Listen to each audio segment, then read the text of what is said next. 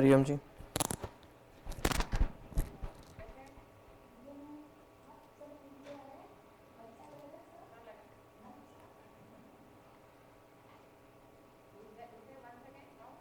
Hariom. Hello 1 2 1 hello.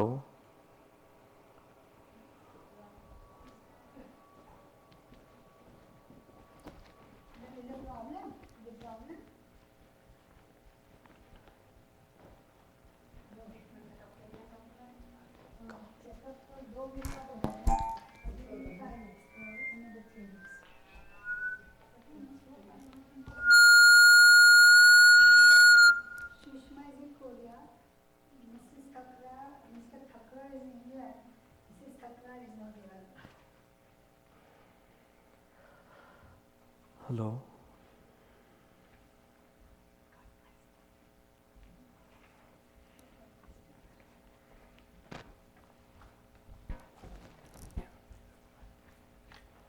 ओम हरि ओम श्री गुरुभ्यो नमः। हरि ओम श्री सियावर रामचंद्र की जय। पवन सुत हनुमान की जय। महागणेश महाराज की जय। उमापति महादेव की जय। श्री सद्गुरुनाथ महाराज की जय। ओम देवदेवोत्तम देवता सार्वभौम अखिलांड कोटि ब्रह्मांड नायक श्री महागणपति स्वामी सहित श्री परमेश्वर एवं श्री सीता लक्ष्मण हनुमत समेत श्री रामचंद्र स्वामिने नमः। मंत्रपुष्पाणि समर्पयामि। ओम योपां पुष्पं वेद पुष्पवान् प्रजावान् पशुमान् भवति। चंद्रमा वा अपां पुष्पं पुष्पवान् प्रजावान् पशुमान् भवति। य एवं वेद योपामायतनं वेद आयतनवान् भवति। हरिः ओम स्वस्तिः प्रजाभ्यः परिपालयन्तां न्याय्येन मार्गेण महीं महिषाः। गोब्राह्मणेभ्यः शुभमस्तु नित्यं। लोकाः समस्ताः सुखिनो भवन्तु। काले वर्षतु पर्जन्यः सस्यशालिनी देशोऽयं क्षोभरहितः। ब्राह्मणाः सन्तु निर्भयाः। ओम शान्तिः शान्तिः शान्तिः। ओम महद्भ्यो नमः। स्वामिनः भवन्तः सर्वे शृण्वन्तु। स्वस्ति मंत्रार्थाः सत्या सफला सन्तु इति महान्तो न गृह्णन्तु। तथास्तु। अस्य देवदेवस्य देवता सार्वभौमस्य अखिलाण्डकोटिब्रह्माण्डनायकस्य सकलनिष्कलस्वरूपस्य सर्वज्ञत्व सर्वेश्वरत्व सर्वान्तर्यामित्व सर्वसृष्टित्व सर्वभोक्तृत्व सर्वसंहारकत्व सर्वव्यापकत्व सर्वशक्तिमत्वादिगुणगणविभूषितस्य वेदान्तविद्यस्य लोकानुग्रहकारकस्य भक्तानुग्रहवरदस्य भगवतः श्रीमहागणपतिस्वामी सहित श्री परमेश्वर एवं श्री सीता लक्ष्मण हनुमत समेत श्री रामचंद्र स्वामिनः नित्यपूजाभिषेक अलंकार नैवेद्य दीपाराधनकर्मणि मध्ये यत्किंचित् मंत्रलोपे तंत्रलोपे क्रियालोपे शक्तिलोपे श्रद्धालोपे काललोपे नियमलोपे नैवेद्यादि विहितलोपे च सत्यं सर्वं यथा प्रोक्तं यथा शास्त्रानुष्ठितं भगवत्प्रीतिकरं भूयात् महान्तो न गृह्णन्तु। सर्वे जना सुखिनो भवन्तु।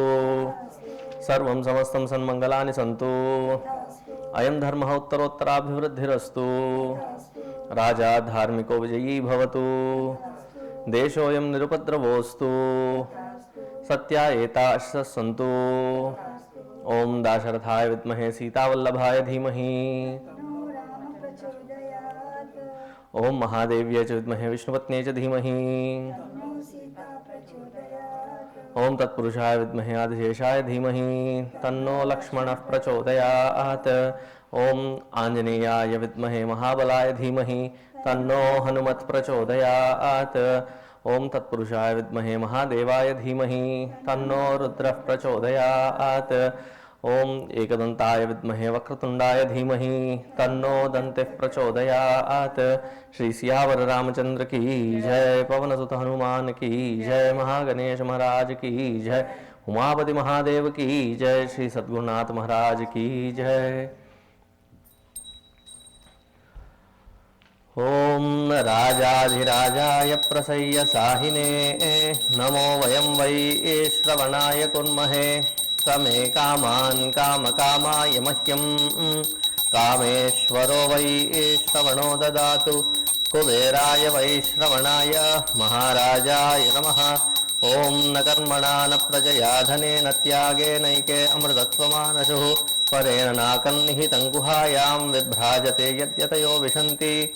वेदांत विज्ञान सुनिश्चितार्थाः संन्यास योगाद्यतयः शुद्ध सत्त्वाः ते ब्रह्मलोके तु परान्तकाले परामृतात् परिमुच्यन्ते सर्वे गह्रं विपापं परमेष्मभूतं यत्पुण्डरीकं पुरमज्जसर्गस्थं तत्रापि दह्रं गगनं विशोकस्तस्मिन् यदन्तस्तदुपासितव्यं यो वेदादौ स्वरः प्रोक्तो वेदान्ते च प्रतिष्ठितः तस्य प्रकृतिलीनस्य यः परः स महेश्वरः न तत्र सूर्यो भाति न चन्द्रतारकं नेमा विद्युतो भान्ति कुतोऽयमग्निः तमेव भान्तमनुभाति सर्वं तस्य भासा सर्वमिदं विभाति।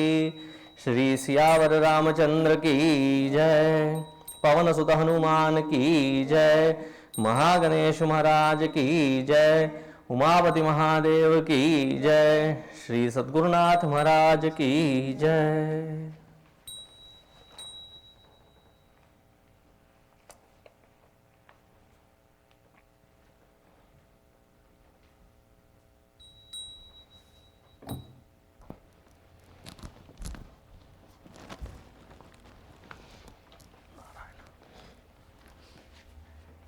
This is very good.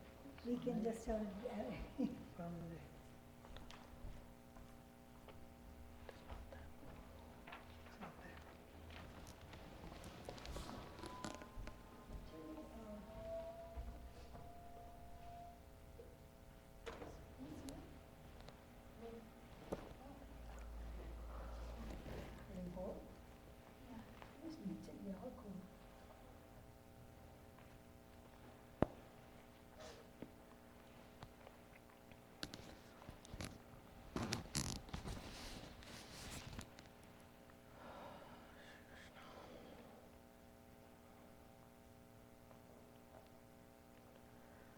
Let us start with Sahana Bhavatu.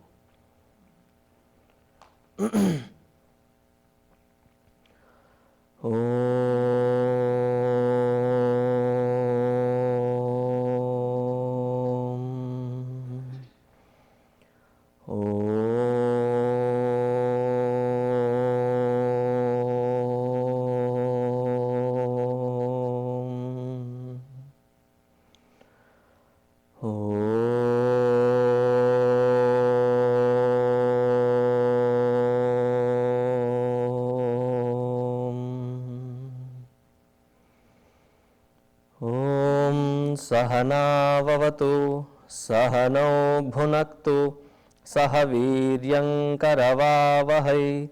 तेजस्विनावधीतमस्तु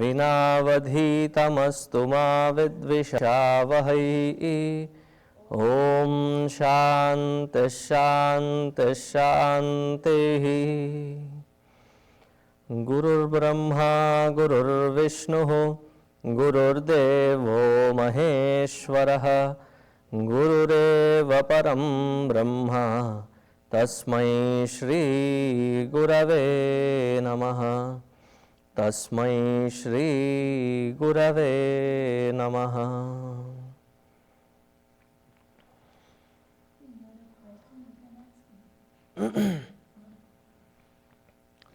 We'll start with the introduction of Upadesha Sara.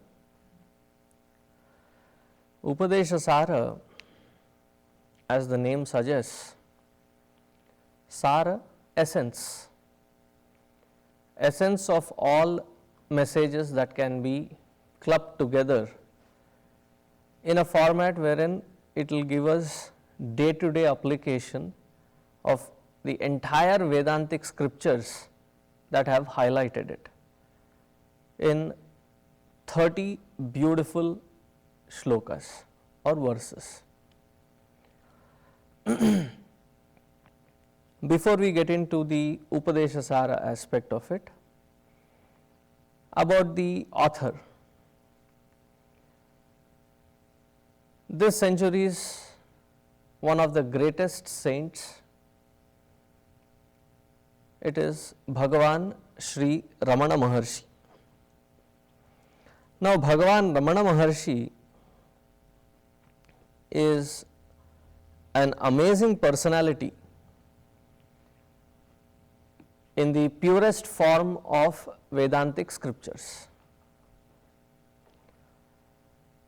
Based on what he has said, there have been various other students who claim to be his students who have done this enquiry, path of enquiry. But his method was very simple. He was born in the year 1879, December 30th. So, in all technicalities, he was born in the year 1879, but closer to 1880, just by one day or 2 days. And he lived a very cherished life of 70 years. So, he attained Mahasamadhi in the year 1950, April 14th.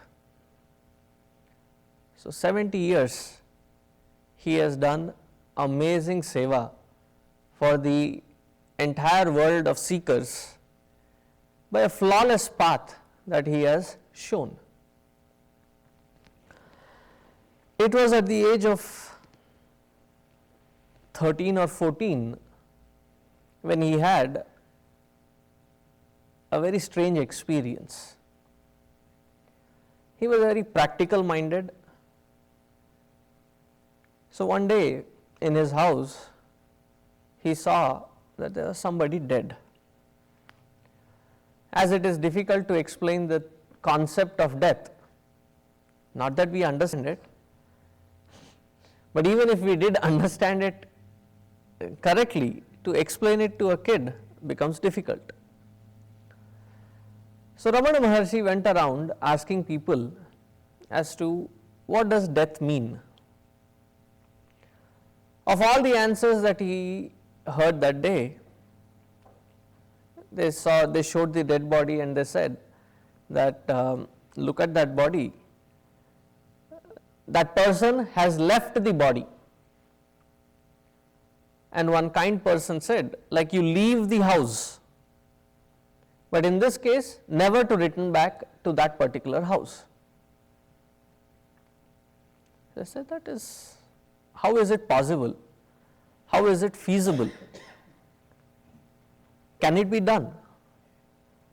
So, when everybody was busy around taking care of the last rites of that individual, he went into the attic. There was a little space on the attic, and he lied down just like the dead body was. He did something very intensely different sadhana. He said, let me get out of the body, just to check, just to see how or what death means. And he did it very intensely. Amazing enough, in few minutes of his intensity of sadhana, he found himself detached from the body. Now, when I say detached, it is not an imagination. He was literally out of the body, looking at his own body as anybody else would have seen the body. He was not being one with the body, he had stepped out of the body and he was looking at the body. Right from the navel, the nabhi, there was something connecting him to that body. He tried pulling it, but he couldn't. He tried it really hard, nothing happened. So he gave that up and he started walking around. And he could see things with such amazing clarity. And all this must have been just in few seconds, not even few seconds. And boom, he came back to his body. To wake up with an amazing sense of detachment, not just to his body, but to entire surroundings. There was something in his experience which was so clear that I means something other than all these things that I am asked to be bound with. The system, the conditionings, you name it all. Right there from that day, he denounced all these conditionings. He was a very good student at school. His father had passed away when he was very young,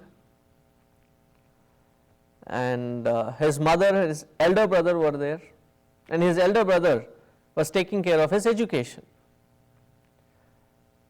And this particular experience of his continued to intensify, that somewhere around the age of 16, some say it is 15, some say it is 16, but somewhere around that age, he was given the tuition fee for his school, the fees. So he wrote down a letter to his brother saying that though he did not inform his brother, he was sorry about it, but he thought that there was no point staying back at home. He had to find something else, and that he was leaving house as of that day for good. And for leaving that house to accommodate his further plan, travel plan, not that he had a plan, but in case of necessity, that he was going to use that money that his brother had given him for education, for the fees, for whatever necessities that he might come across while his adventure. Thus stating, he signed the letter, took the money and left home. As he sat in that train, this is a hearsay, so there was a Muslim. So that Muslim sat across to this and he said, "Son, where are you trying to go?" So he said, somewhere where it is peaceful, somewhere where I can find tranquility. So this is going north, whereas I think where you would really find is in a place called Tiruvannamalai. Maybe you should go there. So he immediately got off this train, got into another train as guided by this friendly gentleman, reached to the nearest railway station which would take him to Tiruvannamalai, got off the train, and he reached Tiruvannamalai finally. He went into that temple after taking a bath in that little pool which was outside the temple. He went into the temple, had darshan. There was something very intense again.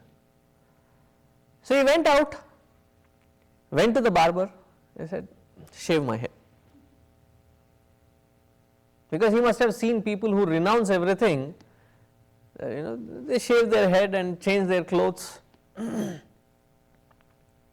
So he was wearing a shirt and a lungi. As soon as he had done with his shaving his head, took another bath, the shirt that he was wearing, he removed it, and the money that was left,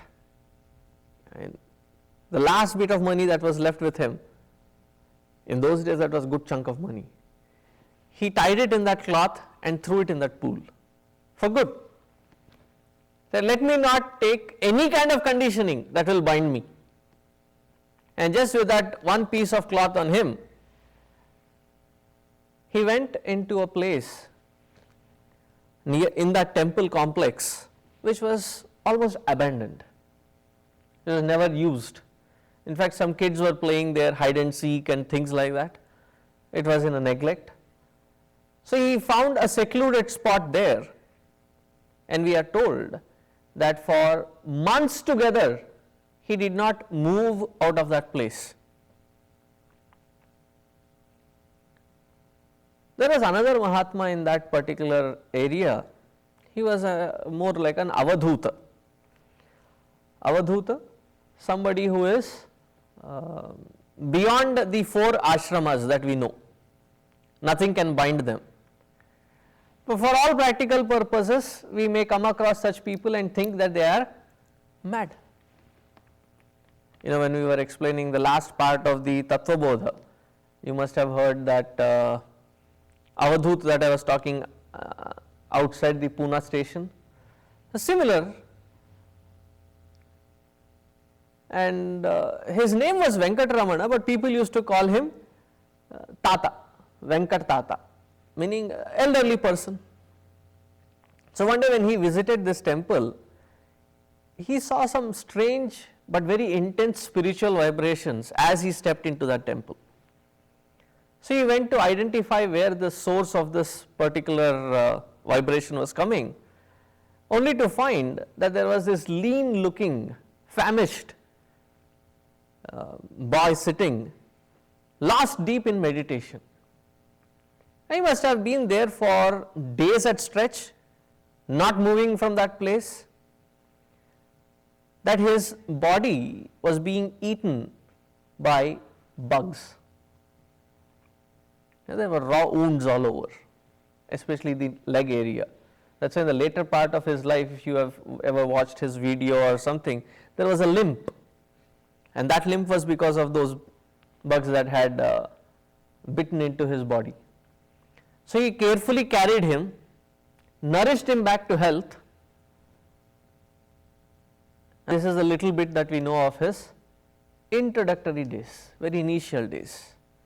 So he moved from that Tiruvannamalai temple premises into the mountain which was right across this temple, and that is called the Tiruvannamalai temple.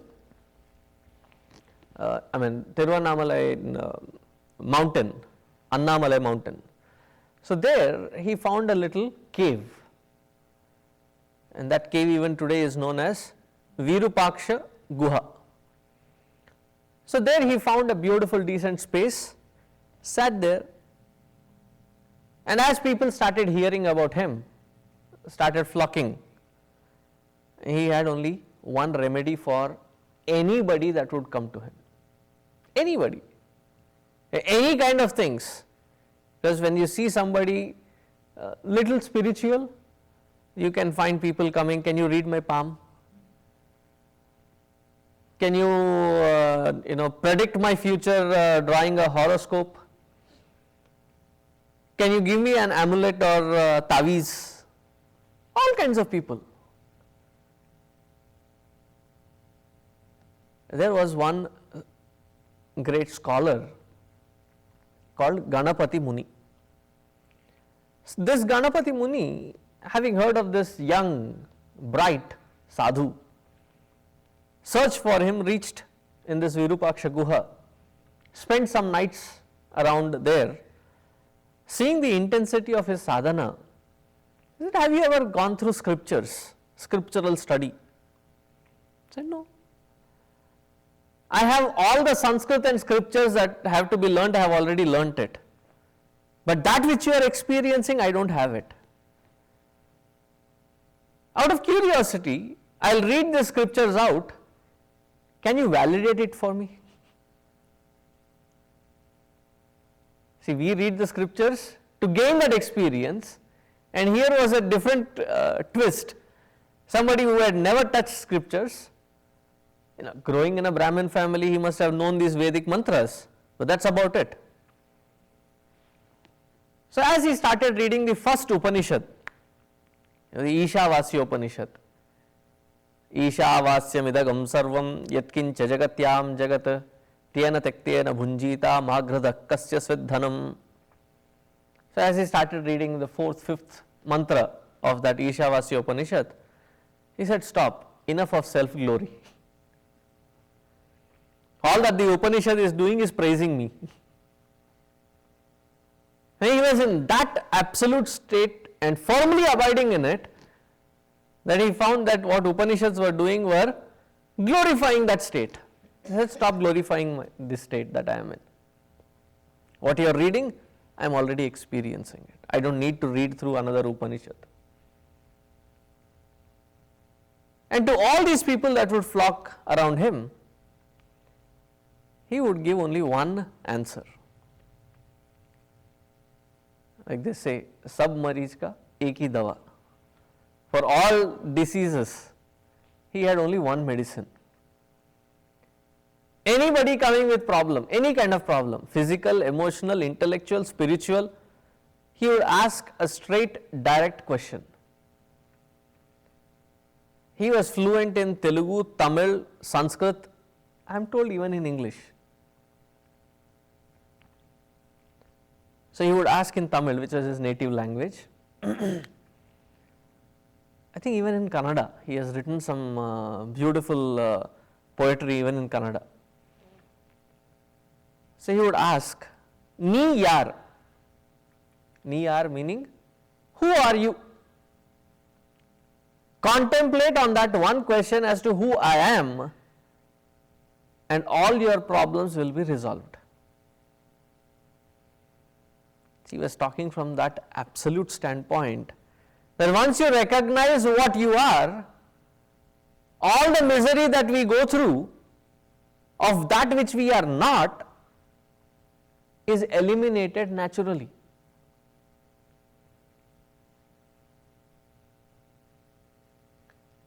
There is this very bad joke, but it serves the purpose. So there was this guy working on the 13th floor, and somebody knocks into his office and he says, "Are Santa, your daughter died." And suddenly he was caught with that intense emotion that that his daughter died, and he jumped off of that window from the 13th floor. As he was passing through the 10th or 11th floor, see, the guy who came in and informed, he said, "Your only daughter, she died." So he said, "I don't have a daughter, let alone with that name, I don't have a daughter." As he passed by another floor, he realized, "I am not even married." As he was about to crash into that floor down there, he realized, "I am not even Santa."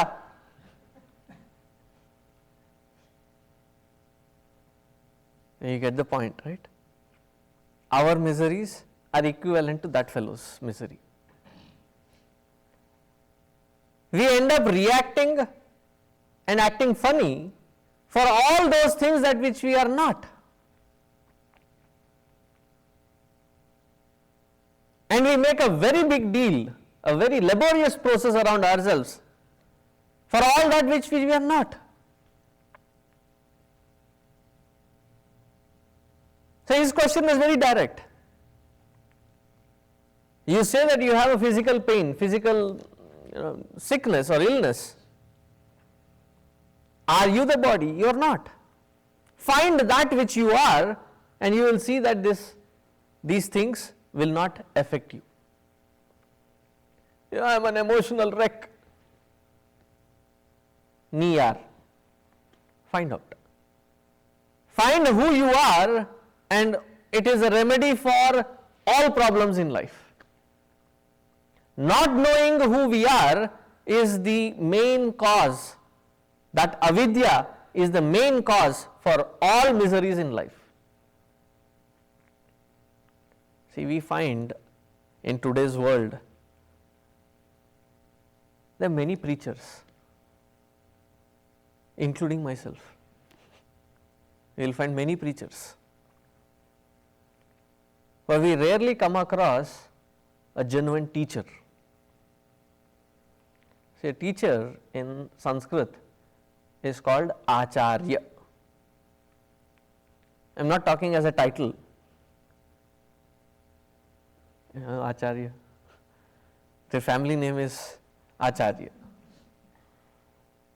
I am not talking of a title given. Acharya is that person, yaha acharati paran api acharishyati saha acharya. Who is an acharya? The one who lives what he talks. Simply put, the one who walks the talk. He did not utter a single word his entire life, that which he did not experience. So, the example that I was trying to illustrate in his life was, in the later part of his life, very end of his life, when he was 67 or 68, he was diagnosed with a cancer, and it was on his left armpit. So, the best of the doctors were called in. Great Mahatma of those days. In those days, there were in his ashram, you would find Americans, Europeans, Africans, people from all walks of life would come to him. So, one devotee brought in the best of the doctors. So, the doctor diagnosed it and said, this is a cancer, we need to operate it,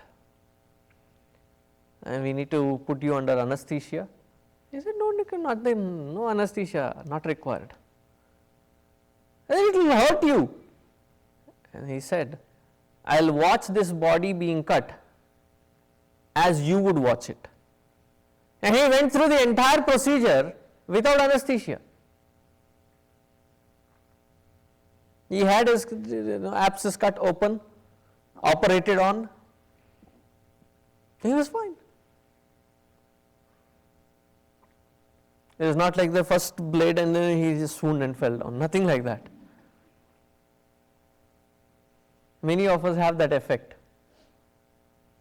When we see a wound or a bruise or anything to do with blood, they will fall. And he watched his own hand being operated on with complete detachment. This is on the serious note. On the funnier note, there is also one story which is attributed to him. There was this mother who would bring this child along, and this child had a severe problem. He would eat too many sweets. He had this extreme case of eating sweets. If nothing was there, jaggery, whatever was there, sweet, he would just finish it. So, frustrated, she brought this son and said, he was also known as Tata, very endearingly called as grandfather, well, out of respect, out of reverence. It is not like you are an old man, but out of respect and reverence. So, she brought and said, no, Tata, my son, he does not listen to me. I have explained in every possible way as to why he should not eat sweet. I have spanked him enough, I have done everything, but he is out of my hands. I don't know how to control him. Can you do something with this fellow? So, he looked at that boy and he said, come next week. So, next week diligently the mother brings, he said, come next week. 3-4 weeks, and finally the 5th week the mother was also getting impatient. But she diligently brought him again 5th week, and then he took that little one and he said, beta, stop eating sweets. The mother was exasperated. 5 weeks I have been coming here regularly just for you to say this one little sentence. So, very sheepishly he looked at that mother and said, how could I tell something to your son which I myself was not following? Before I could advise your son not to eat sweets, I had to try practicing it and perfect it myself of not eating it myself. Hence, therefore, 5 weeks delay. And sure enough, that advice, that just one sentence, better don't eat sweets. Something impressed that boy and he stopped. So, even in our discourses we will find that when we are talking of certain values, certain applications of these Vedantic principles in life, the often mode of frequently asked questions, we would find that I agree with what you are saying, but how do I impress my child to follow this in their life. I totally agree with what you are saying, but how do I make sure that my children and others around, they apply this? See, Vedanta is too specific. It is not for you to tell somebody else that they have to change. It is to be applied on the self first. So, my generic answer for such questions is, don't bother about changing your children. You bring in the change yourself within you, you would find the child changing automatically. Why does the child not value what you are saying? Because the child clearly sees a discrepancy in what you are trying to ask them to do and what you are doing yourself. So, there is no strength in what we advise or what we expect. And here was a genuine master who practiced it before preaching it, before advising anybody. And his method was very simple. And his compassion was amazing. There is also another story that I heard from his own lineage of students in the Ramana Ashram itself. One of these years they had a very severe famine, and during that time there was no rains, no crops. India is still an agricultural country. There were no farms, nothing would grow. So, the youth of a certain village which was also affected by this famine, they thought, we are all starving, children have nothing to eat. Best thing is this Tata here, he gets this flock of people day in and day out. I am sure they bring all these fruits and goodies. I am sure he is stocking them up. So, let us raid his little hut that he has built, which sure will find enough for the entire village. So, the night comes, they wear a langot, completely oil themselves with black soot so that they cannot be recognized. If somebody tries to catch, they can slip away easily. They came prepared. They had a danda in their hands, and they came into the ashram. And this poor man, Ramana Maharshi, he was sleeping. And they woke him up. Hey Tata, come on, give away all those things that you have in this ashram. So he looked at them and said, whatever you find, you can take. If you think you can find something, please take it. So they searched the entire area. Nothing to be found. This fellow must have really hidden it in a nice place that we are not able to find. They said, if you don't give, I said, look, if at all I can say that I have something, there is that pot with water, and there is this langot, one drying, one on myself. Apart from these three, I have nothing else. If you want, you can take these three, including the one that I am wearing, you can take it. They thought he was, joking with them. They really got wild. They had this danda, they really thrashed him blue and black. As there's a commotion and somebody kicked the pot and the pot fell down, there are a couple of these devotees who were inside the ashram somewhere under the tree sleeping. They ran in, and all these youth from that village, they ran away. So they saw him all bruised and blood, and they were really angry. The next day morning they had gathered such a big mass of people. They said, we will go find it, you tell which village they are from, we will teach them a lesson. Is it the way they handle a Mahatma? You know how devotees are. We will teach them a good lesson. So Ramana Maharshi ji looked at them and he said, you worship me with flowers, they worship me with sticks. Hardly any difference for me. You get agitated as though there is something wrong done, But what you call good or bad, I see it equally the same. So it was not just about forgiving, he did not even account it as an act of atrocity and then forgive them. That is called true compassion. We talk a great deal about, okay, I forgive you if you do anything wrong. Here is this Mahatma who says, I don't even consider what you have done as an atrocity. Such was the state of existence of this great Ramana Maharshi. So once this Ganapati Muni, he was writing Shiva Purana in Tamil. In that Shiva Purana there is one particular story wherein all these Brahmin folk, they are so engrossed in their karma kanda, one homa, one yajna after the other, one event after the other, that they had lost the sight or vision of why they are doing what they are doing. They are completely lost. So one day Lord Shiva himself comes down, and he comes down as a young charming boy.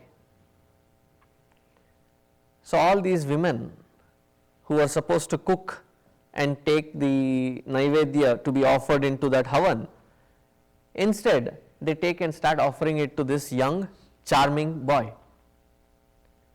And all these people get enraged. Naturally, they get enraged. And then they find and go in his presence, all their rage suddenly vanished. See, you don't just look charming, but there is something different about you.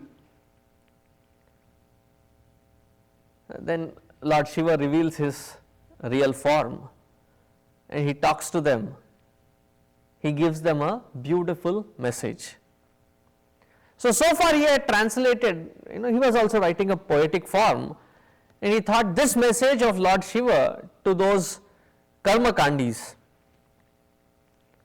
I think that message should be given by Ramana Maharshi. He is the apt person for giving that message. So he went and approached, he said, can you give this Upadesha? He read out the entire script. So he said, and it was like a instant poetry flowing. And immediately what he dictated out in Tamil, which he later translated himself and which was named as this Upadesha Saram. And he had translated it into Kannada, Telugu from Tamil and Sanskrit. And it is said that in his ashram there would be snakes that would come visit him and go. There would be the, it's a kind of a, Shiva's family. If you look at it, a very precarious balance maintained in Shiva's family. You would understand why I am saying this. What is the Vahana, the vehicle of Ganesh ji? A rat, a mouse. What is a natural predator for that mouse? A snake, right? And what is a natural predator for snake? The peacock. They were right there without disturbing each other. What is the vehicle for Lord Shiva? Nandi? Are you okay? It is Nandi. And what is the vehicle for Mataji? A lion. But they were in balance. Similarly, in Ramana Maharshi's ashram, in his presence, There would be a snake come and go, when snakes come and go, take his blessings and go. There would be all these wild animals that would come, not getting distracted with their natural prey. And they would all remain in that equipoised balance. Just highlighting the aspect that it was not just the human beings who found that peace and balance in his presence, but even the nature found that balance in his presence.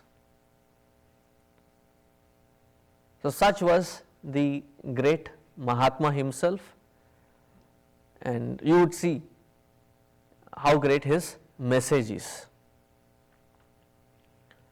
All the possible paths that we talk about in the Vedantic scripture, he has pulled the entire knowledge. It's simple language.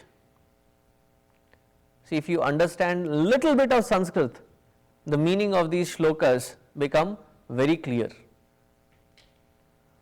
A very poetic way that he has expressed, he has put them out. So there are 30 shlokas, but don't go by the quantity, because each shloka carries such depth of quality that it requires an intense understanding, an understanding with depth with each shloka, each word that he has chosen to express that Upadesha. Today we will chant the first shloka and then repeat after me. It is a very simple tune.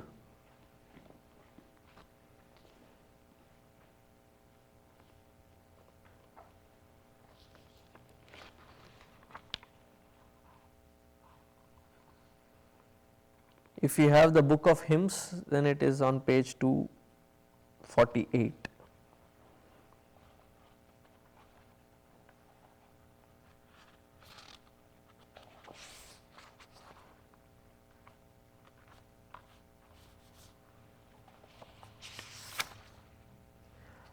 Repeat after me.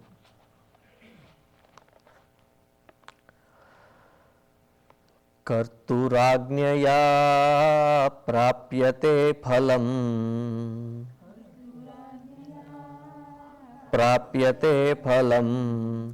कर्म किं परं कर्म तज्जडम्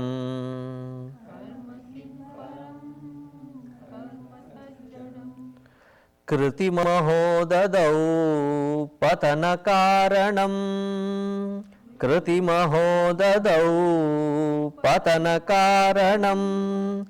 फलमशाश्वतं गतिनिरोधकम्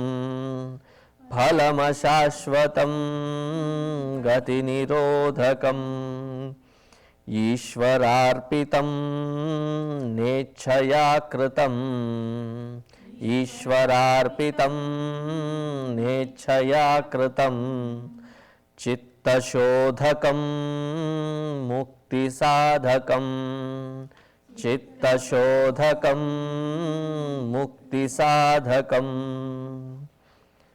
The reason I read the first 3 shlokas is it's one thought in 3 verses.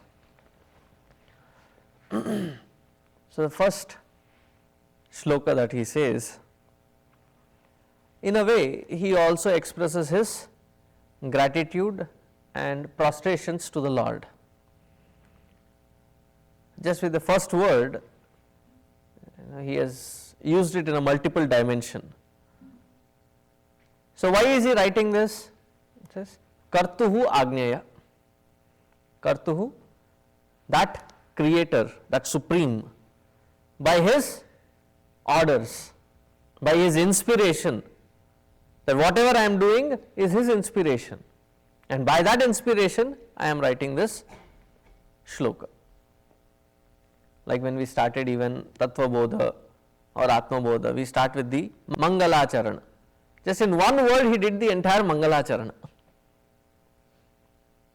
This I say, truly man of few words. We said Vasudevendra Yogindram. So the entire shloka we chanted, right, in Tattva Bodha. Whereas here, in one word, he finished it. Kartuhu Agneya.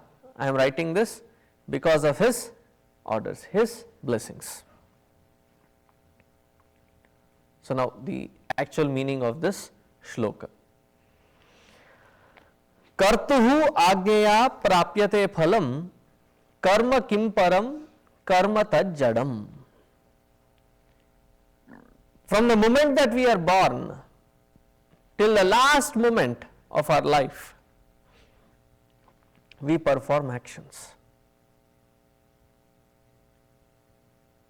Don't we? Is there anybody who is sitting here who says that, I don't need to do anything in this world?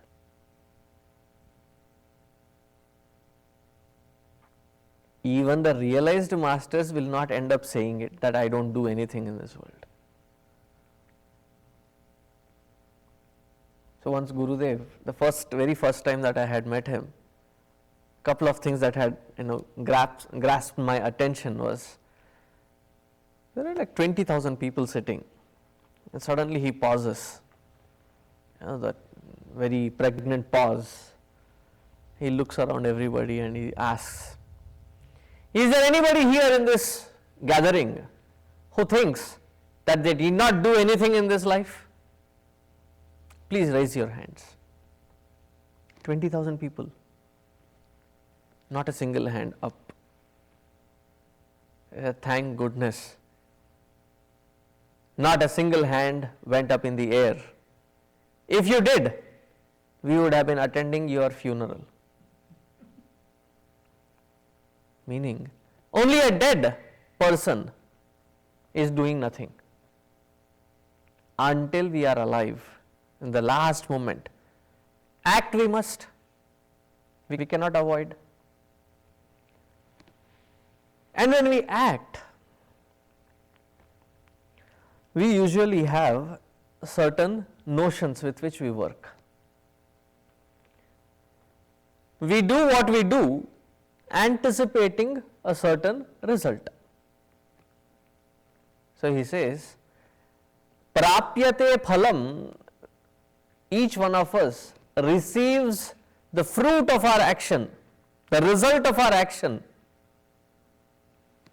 by his orders, by the Supreme's orders. Act how much ever we want in our lives. We get the result when he thinks we deserve it. We will go into the details of it. Don't already, bring your eyebrows together. The first sentence itself, no, we don't agree with it. Karturagnyaya prapyate phalam. And we end up slogging entire life doing one thing after the other, which does not make us man of action. Because it is not karma yoga. Diligently performing one's own duties, responsibilities and obligations does not qualify us to be a karma yogi. And that which we have so much faith on, which is our karma, I can do it and I can gain the result, I can get that result. Karma in its own nature is not supreme. Karma kim param? Is karma really that supreme? Why? Karma tad jadam. The action in itself is an inert way of existence. A very contradicting statement. Thus, those who do not act, we think that they are inert. Isn't it? But here he says, the action itself is inert. What do we call of those people who are slaves to their patterns of actions? Now, what does he mean by this beautiful shloka? The entire karma theory or the law of karma, not theory, law of karma. See, there is a difference. Theory always can be challenged. You may agree, disagree. But a law, even if you disagree, it will take its own course of action.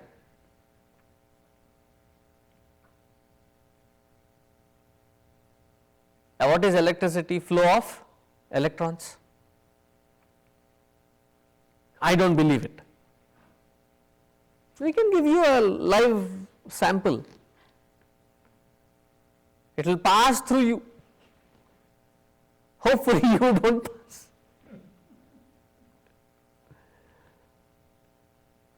That is called law of electricity. It is not a theory. It is not a speculation. It is a firm law.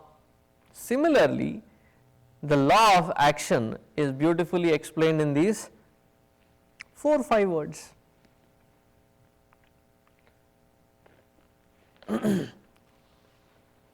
Karturagneya prapyate phalam karma kim param karma tad jadam. See, every action that we perform, if we think that action that we have performed to be a seed, and we have sown that seed, but we are impatient. We want that seed to not just sprout, start giving fruits.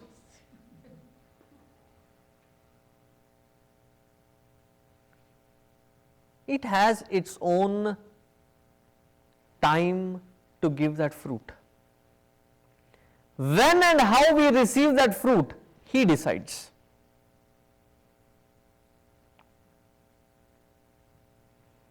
How many of you have heard Upadesha Saram before?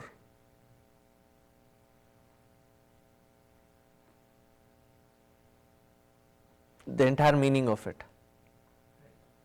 No, not read through. As a discourse, as a pravachan. You have heard it? You both also have heard it. I am taking just this as a live example. For this experience to happen,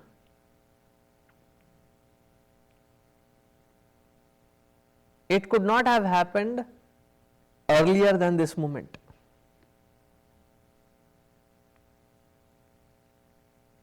Think about it.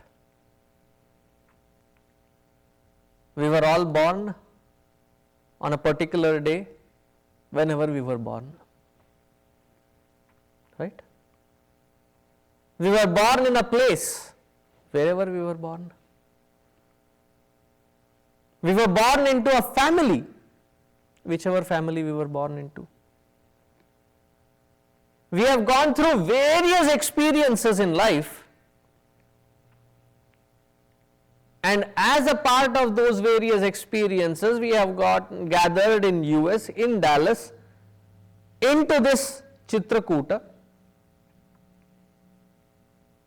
And if we were impatient, I need to know it now. It will happen in its own course as it will unfold. We cannot rush it, we cannot delay it. Each one of us, what we go through as an experience is a very complex thing. For us to get that particular experience and for us to experience it with from that particular conditioning, that particular person, that particular time, what kind of preciseness that it should happen. I mean, if you can imagine the matrix of the entire thing, it's mind boggling. I think I gave you earlier this example. When there were no computers and there was a school which was run which had like 1200 students. So there are 12 grades. Each grade has say approximately 100 students. So each grade is divided into 4 sections, 25 students each. I am talking of an ideal condition, okay.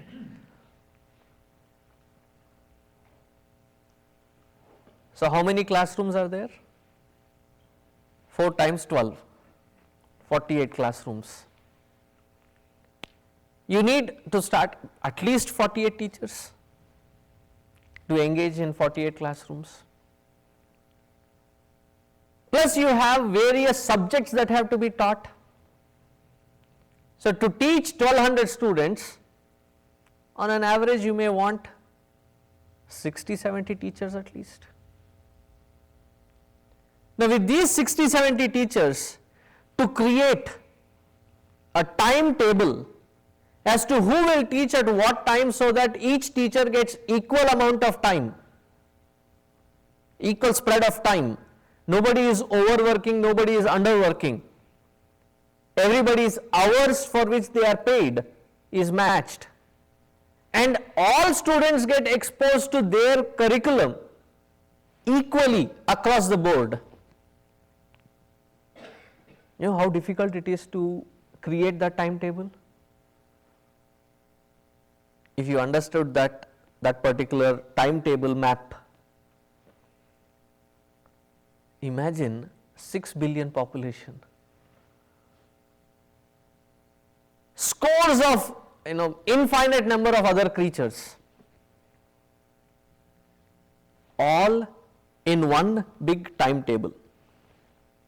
So you have done this particular action, you had this particular intention, you have this kind of quality, you have this kind of quantity of various resources. How you would end up getting one particular experience after you have acted in one particular direction, to give you that result, that environment has to be created.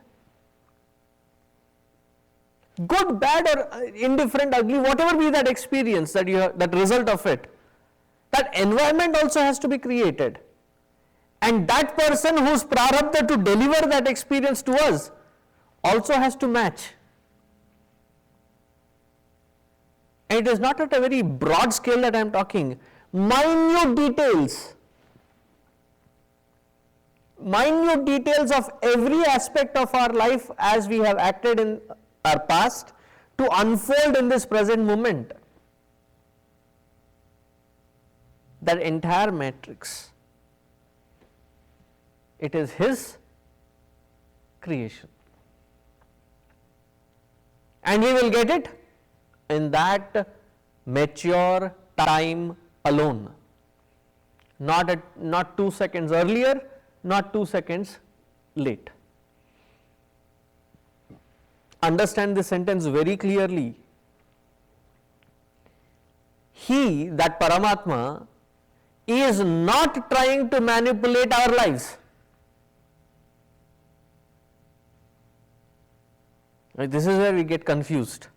If He is deciding everything, then why should I act?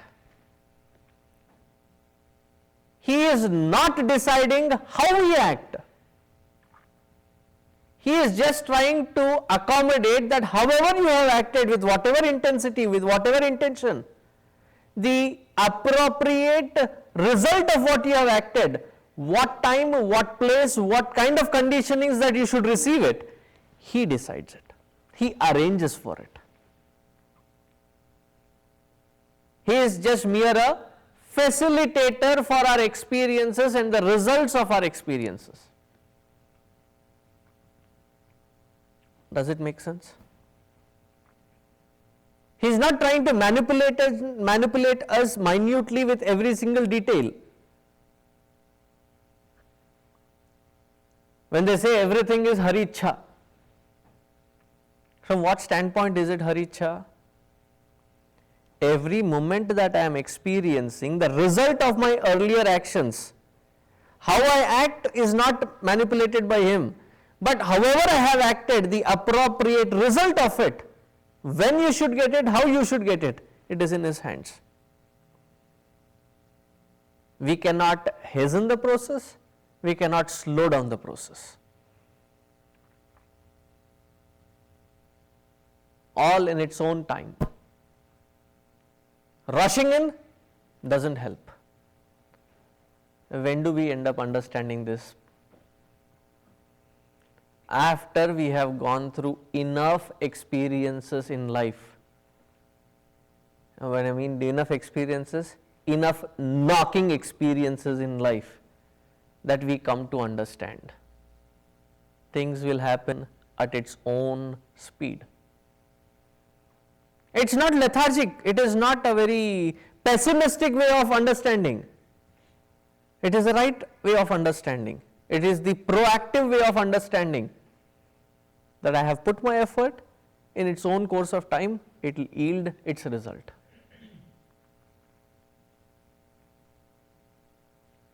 And this is what I tell even people in this.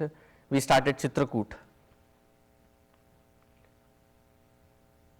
When you immediately compare it with Saket, Saket as a Saket structure today, 10 years old. Even before that structure could come into place, those volunteers and teachers, they have been doing it for almost another 10 years. So what we see at Saket, the expertise that we see at Saket, has taken 20 years to develop.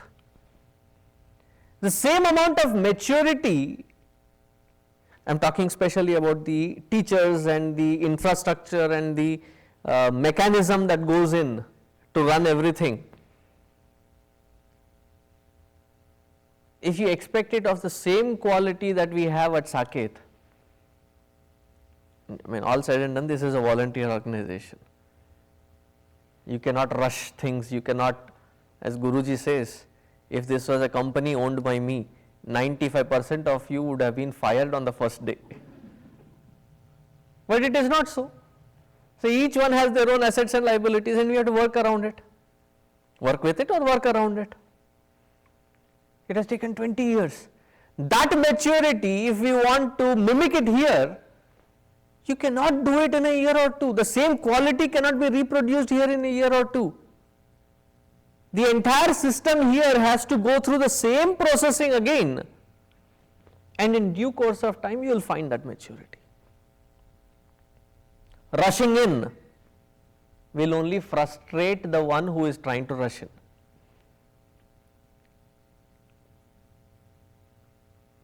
Kartuhu agneya prapyate phalam. A little more intense detail here.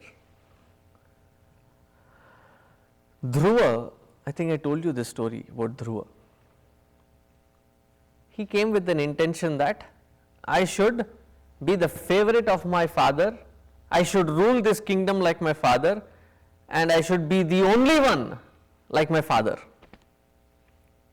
It was that intention that he had come to pray to Lord Narayana. In that 6 months of intense sadhana that he had performed, somewhere down the lane, that intention evaporated. It was only now as a prayer to the Lord, just to see him. That was about it. So Narayana appears. So he says, I don't want that, what I started for. Mark my words here very carefully. What did Lord say? He says, whatever is your desire, intention, I shall fulfill them all. When you started an action with a certain intention, and now suddenly at the result of it you want to change your intention, it ain't going to happen. So Dhruva, you will get what you had started out for. You would get this entire world to rule, and you will be the favorite of your father until the entire creation comes, the cycle comes to an end with this Brahmaji. Until then, you will be there. But I don't want it. Now you may not want it, You had started it that way, you had that desire. After that desire gets fulfilled, luckily for you, between that desire and this desire of only serving me, there have been no other desires. So after you have fulfilled the first desire, for which I have come to bless, your second desire will also be fulfilled, which will be in my service. We read the story.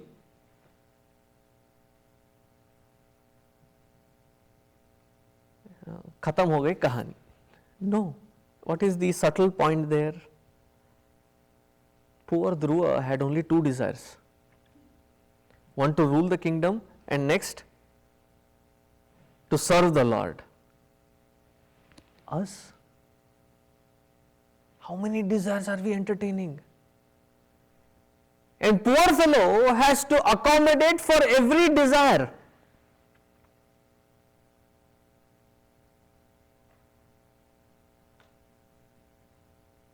So there is somebody who came and says, Swamiji, I am feeling so bad, my house was robbed.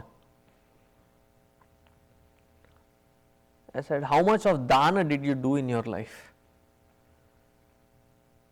I said, I have been thinking of doing lots of dana. And every time I visit a temple or something, I said, I have to do this dana, I have to do this dana. Did you end up doing it? I said, no. Now, because you did not do your end of bargain of your dana, but you had a certain desire, and you have been pressuring that desire to be fulfilled without doing this dana. Now, he created a poor thief there who would take that away which you were supposed to do dana for you to get that result, whatever you had desired for. I am just taking a very arbitrary case here. Nothing is an accident in our life or experience. We may not know the reasons, but yet they are only incidents and not accidents. And he is the one who gives the results, looking at the appropriate timing. We are the one who have initiated it.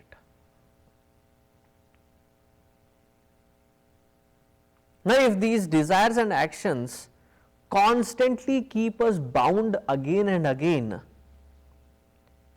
that which binds you so firmly with such heaviness, can it be Chaitanyavanta? Can it be an enlightening experience, or is it something inert that just pulls you down? So, from that standpoint, he is saying, karma, kim param, is it really that supreme? It is nothing but inert way of life. But for most of us, we have goals, we have vision, we have ideals, we have various such scopes that we have created. We have been constantly drummed with these concepts, and we have conditioned. We come with a pre-existing conditioning, and there is further layers of conditionings that we can see only life of performing the actions one after the other, so that I can achieve these goals. And en route achieving these goals,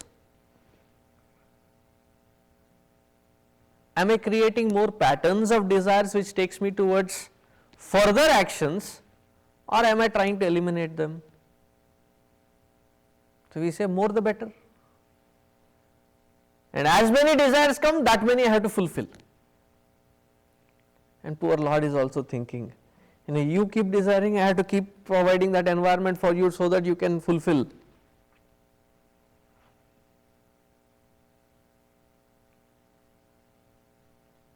And not understanding that it is binding you. It is very impartial. He lets each desire and decision to be taken by that individual without interfering as to what you should decide or what you should do. That I have given you the intellect, now you be the master. and then we turn around and blame the Lord. Why did Lord separate us from Him and create such a pathetic way of life? He did not create pathetic way of life for us. We have chosen to live what we are living. So isn't it inert way of life?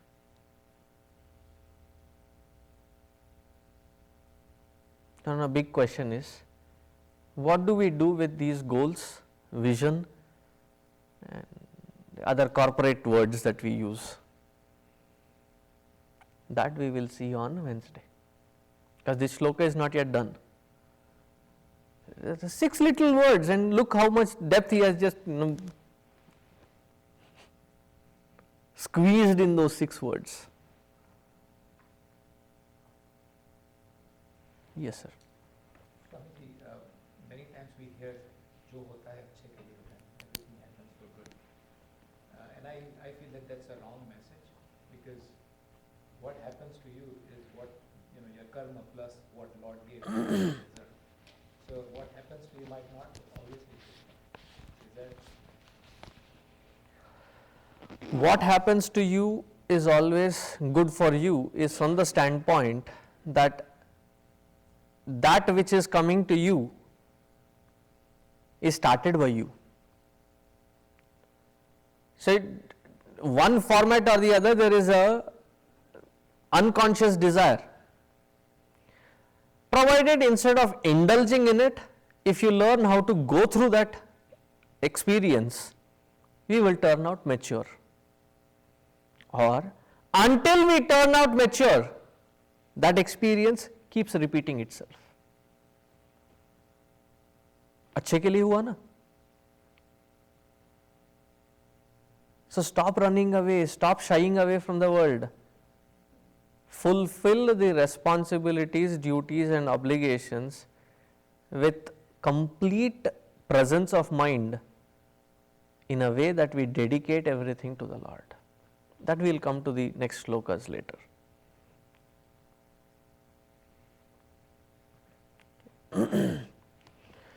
Om Purnamadaha Purnamidam Purnat Purnamudachyate Purnasya Purnamadaya Purnameva Vasishyate.